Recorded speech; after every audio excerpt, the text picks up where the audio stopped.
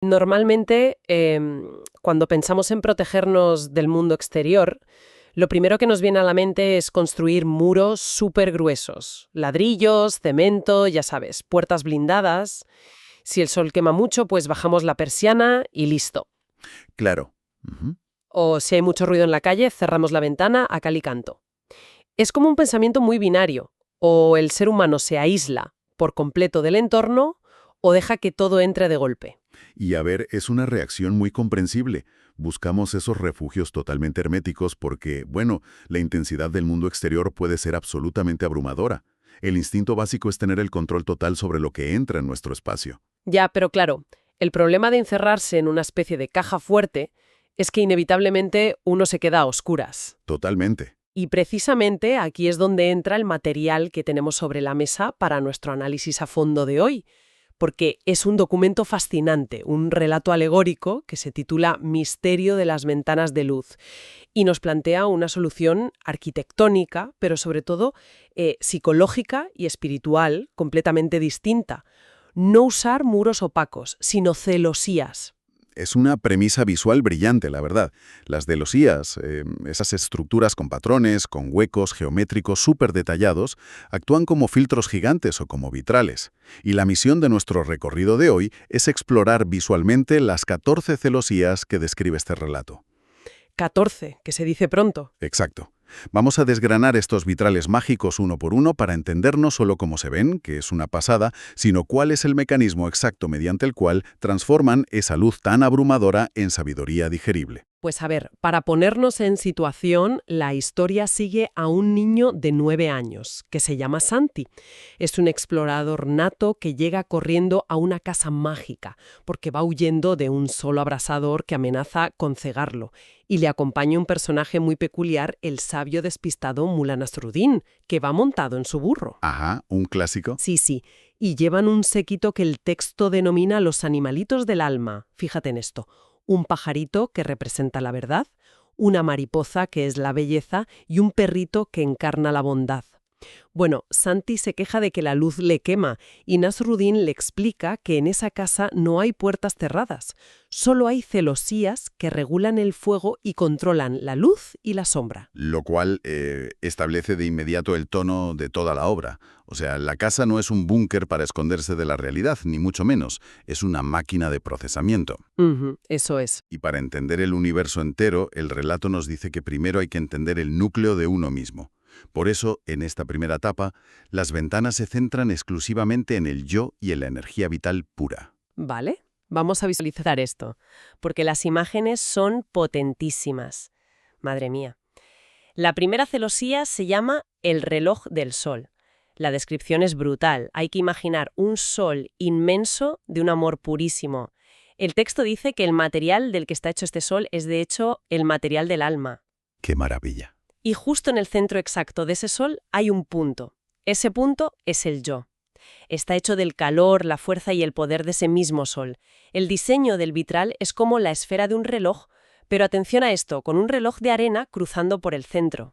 Ajá. Hay una línea horizontal que va del número 6 al 9, representando el pasado. Otra línea horizontal del 12 al 3, que es el futuro. Y el pivote central, ese punto exacto del yo, es el presente. El círculo del reloj funciona como una flecha circular, repitiéndose infinitamente. Y las manecillas manifiestan un poder invencible en cada hora, en cada minuto, en cada segundo. Es que es una de las representaciones más precisas de la conciencia anclada en el momento presente. O sea, la mente humana tiende a oscilar de forma violenta. O bien se hunde en la melancolía del pasado, o se proyecta con muchísima ansiedad hacia el futuro. Ya, es lo típico. Claro, pero aquí el vitral obliga a la conciencia a situarse en el centro absoluto. El mecanismo es fascinante porque, al situar el yo en ese pivote, el peso del pasado y la incertidumbre del futuro, pues se anulan mutuamente. A mí personalmente, me evoca la imagen de un balancín enorme en un parque infantil. O sea, el yo en ese primer vitral no es solo un punto ahí pasivo. Es el pivote central de acero que sostiene todo el mecanismo. ¿Sabes? Solo existiendo en ese eje central de la hora se puede sostener el movimiento sin que la estructura entera colapse. Totalmente de acuerdo. Y es vital que ese pivote esté fuertemente anclado, porque la siguiente celosía sube la intensidad de forma drástica. La segunda imagen es la lluvia de Jots. Ah, espera, me detengo un segundo aquí. Porque el texto habla de yots bajando sobre las cabezas de las personas como en el día de Pentecostés. Las describe como luces doradas, trozos literales de sol que traen sabiduría, armonía, equilibrio, belleza, salud. Pero, a ver, ¿qué es exactamente un yod? Suena a un término súper específico, ¿no? Lo es. La letra Yod es la 10ª letra del alfabeto hebreo, y en la tradición de la Cábala representa la chispa divina, el punto de origen de toda la creación.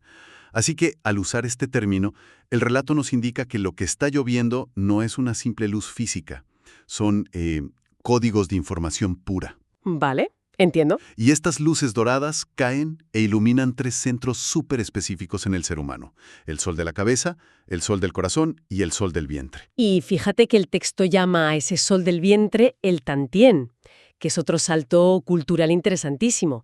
Pasamos del misticismo hebreo de los yods a la filosofía taoísta. El Tantien es considerado, en las artes marciales orientales, como el centro de gravedad y la verdadera reserva de energía vital del cuerpo. Exactamente. Hay una síntesis de tradiciones brutal operando aquí. La lección de esta segunda celosía es que el ser humano no es un receptor pasivo, para nada.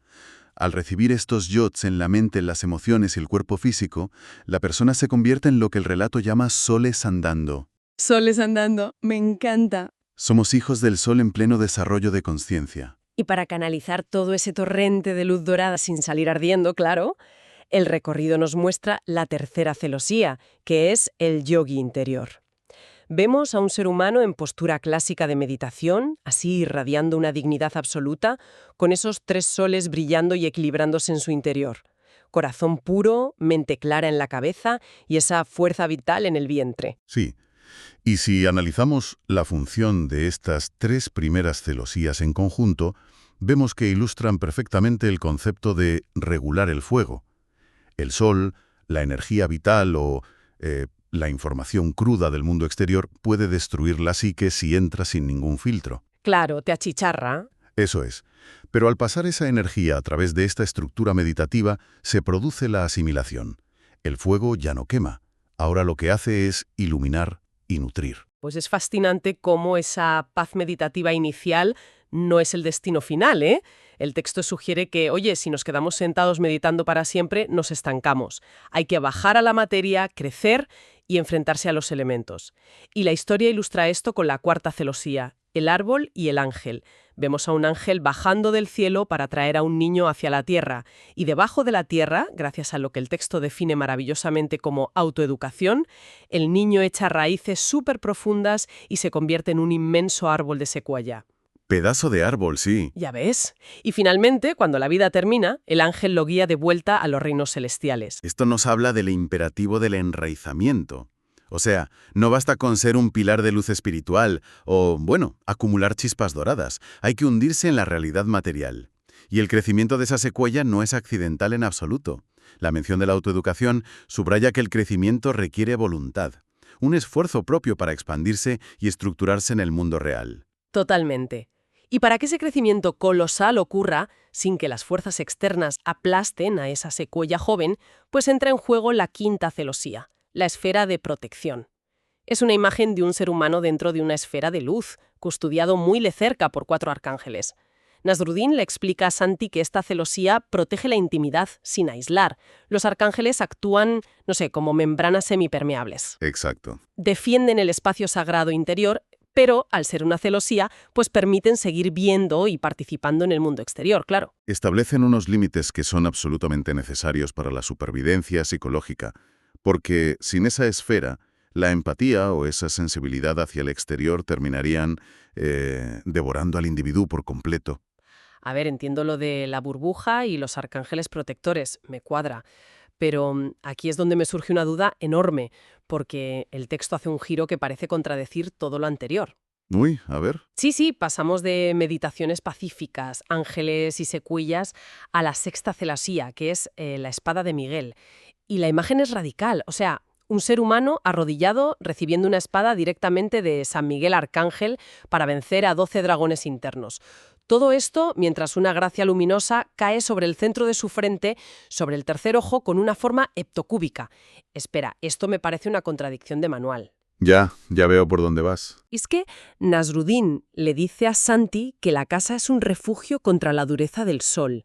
Pero, de repente, ¡pum!, le dan una espada para matar dragones. ¿No es esto glorificar el conflicto?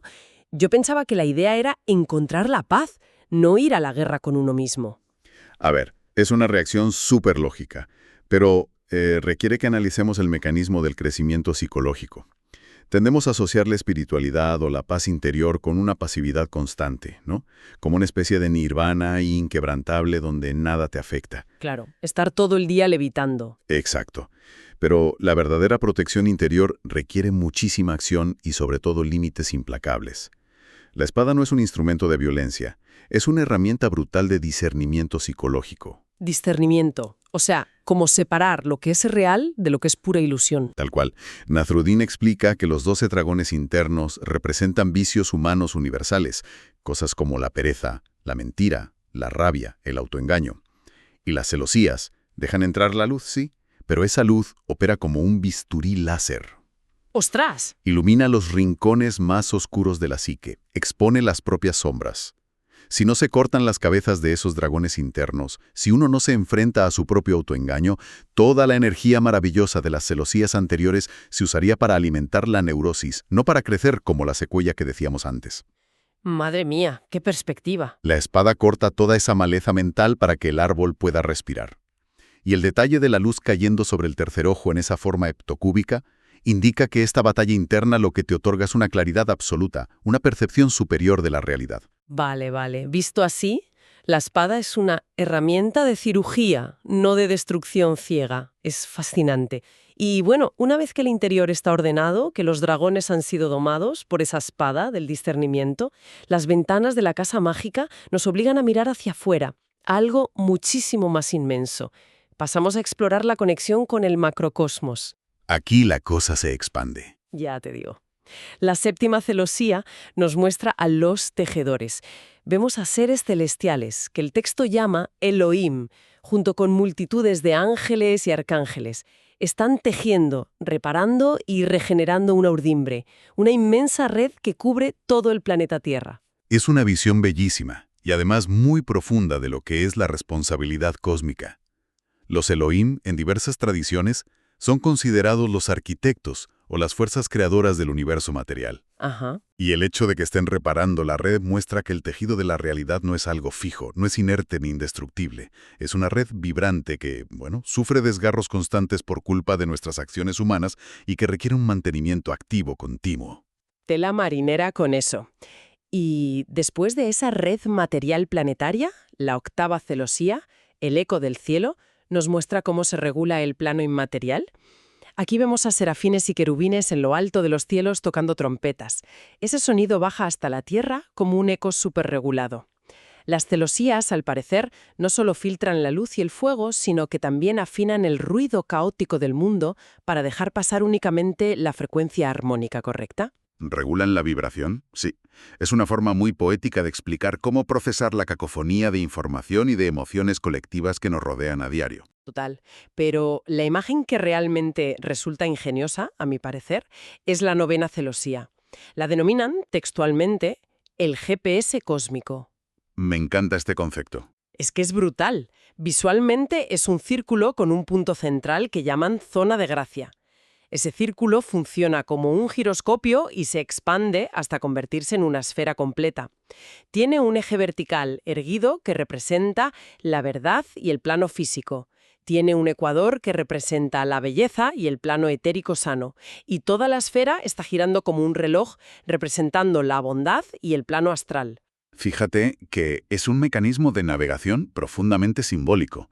Y lo vital aquí no es la geometría per se, sino el motor que hace funcionar este GPS, que es la compasión y la unidad cósmica. Exacto, o sea, no funciona con satélites, funciona con empatía radical.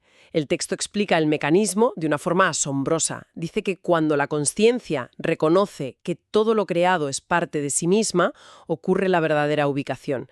Es literalmente como un Google Maps del alma, pero llevado al extremo más loco. Sí. Totalmente. Si la persona mira un árbol, un río o, yo qué sé, una galaxia lejana y comprende que son, de forma literal, extensiones de sus propias piernas, de sus brazos o de sus órganos, es que es matemáticamente imposible perderse. Si el universo es tu propio cuerpo, identificas cada latitud y longitud de la Tierra y del cosmos como algo íntimo, algo tuyo. Ya nunca estás perdido, porque siempre, estés donde estés, estás dentro de ti mismo. Es que la analogía del GPS es perfecta. Igual que un dispositivo del coche pierde la señal si no puede triangular su posición con los satélites, la psique humana se desorienta por completo y cae en una crisis existencial tremenda si no se triangula constantemente con esos tres ejes, la verdad, la belleza y la bondad. La casa mágica está, paso a paso, disolviendo la ilusión de la separación. Claro. Primero nos da esas raíces de secuoya, luego la espala para forjar la individualidad sana, y luego nos dice, oye, ahora que el interior es sólido, date cuenta de que el exterior es solo un reflejo inmenso de lo mismo. Qué bonito. Lo cual enlaza impecablemente con la 10ª celosía, el agua y el sol. Vemos un sol irradiando un calor que simboliza el amor y la fuerza de voluntad, pero también irradia luz, color y, sorprendentemente, agua de vida que fluye y da estructura. El sol normalmente evapora el agua, ¿no? Pero aquí trabajan juntos. Exacto. El fuego da el impulso creador y el agua otorga la flexibilidad y la estructura para que la vida prospere y no se calcine ahí en un instante. Es la integración de los opuestos, ni más ni menos. Voluntad y adaptabilidad. Y esta integración prepara a Santi y a cualquiera que analice las celosías para la culminación del recorrido. Porque llegamos a la última fase de la casa, donde se revela la geometría sagrada en su máxima expresión, y el impacto final que tiene el ser humano en la materia. Pues allá vamos. Santi observa la 11ª celosía, los ríos de virtudes. Aquí vemos a un ser humano esférico, de naturaleza solar. Su cuerpo está cruzado por 14 meridianos de acupuntura, pero están todos súper iluminados. Y por estos canales no fluye sangre biológica, ¿eh? Lo que fluye son ríos de luz que el texto identifica como virtudes súper concretas. La creatividad, el agradecimiento, la pureza, la compasión, la palabra que bendice, la vista de águila, el renacimiento. Es que, fíjate, sustituir la sangre biológica por virtudes es una forma de explicar que en el nivel más alto de desarrollo evolutivo, lo que mantiene viva a la persona, o sea, lo que bombea por sus venas y la sostiene, no es solo la biología, es la ética. Qué fuerte. El carácter y las virtudes se convierten literalmente en el sistema circulatorio que oxigena tu existencia. Y esa percepción hiperdesarrollada, además, se expande en la 12ª celosía, las ruedas de las estrellas. Aquí vemos a este ser humano con sus 7 chakras girando a toda velocidad. Estas ruedas energéticas le permiten percibir mundos estelares enteros, constelaciones que vibran en frecuencias puras de verdad, belleza y bondad. O sea, la visión ya ha dejado de ser mundana por completo. Claro, es que las celosías han afinado tanto el instrumento humano que ahora es capaz de procesar realidades macrocósmicas que son completamente imperceptibles para el ojo ordinario. Lo que nos lleva a una de las imágenes más complejas y también poéticas de todo el texto, el corazón geométrico, que es la celosía número 13. Vemos a un ser humano que tiene una estrella de David brillando en el mismísimo centro del corazón. Dentro de esa estrella hay un hexágono, y dentro de ese hexágono operan 3 relojes de arena luminosos, que actúan como rayos solares. Son el reloj de la verdad, el de la belleza y el de la bondad, formando todos juntos un hexágono de luz inquebrantable en el pecho. Menuda imagen. Ya te digo, y tengo que interrumpir la visualización otra vez. Porque, a ver, tenemos conceptos de la cábala, acupuntura china, chakras hindúes, arcángeles cristianos y ahora ¡pum!, una estrella de David en el corazón trabajando como un motor de relojería. ¿Qué pretende el texto, mezclando símbolos de tradiciones que aparentemente son tan dispares? Pues, a ver, es una síntesis completamente intencional y te diría que magistral.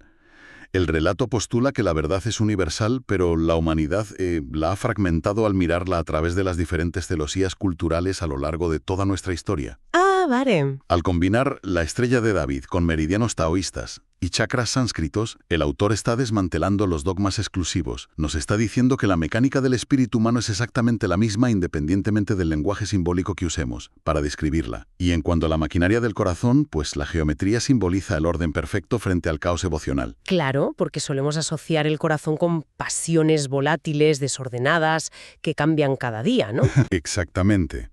Pero aquí, el corazón evolucionado se presenta como una máquina geométrica perfecta, totalmente sincronizada.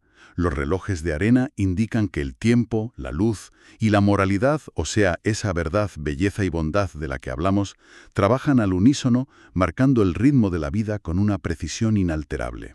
Bueno, y entonces, tras todo este viaje monumental, a través de soles, arcángeles cirujanos, GPS cósmicos y corazones geométricos, Santi y Nasrudin llegan a la salida de la casa y se encuentran con la 14ª y última celosía, el ajedrez de la palabra. Ojo a esto, ¿eh? Sí, sí. Porque la imagen final es absolutamente deslumbrante y visualmente te pilla por sorpresa. Muestra un ser humano solar, del cual, justo a la altura del cuello, de su garganta, emerge un tablero de ajedrez viviente. El texto lo describe como un I Ching vivo que representa la palabra purificada, que bendice y que proclama la realidad. Hay un contraste visual enorme aquí. Pasar de ríos fluidos de luz a la rigidez matemática de un tablero de ajedrez saliendo del cuello. Tela. Para mí el mecanismo que esconde esta metáfora es que el acto de hablar no es algo fluido o irresponsable. Hablar es un movimiento estratégico, súper riguroso. Sí.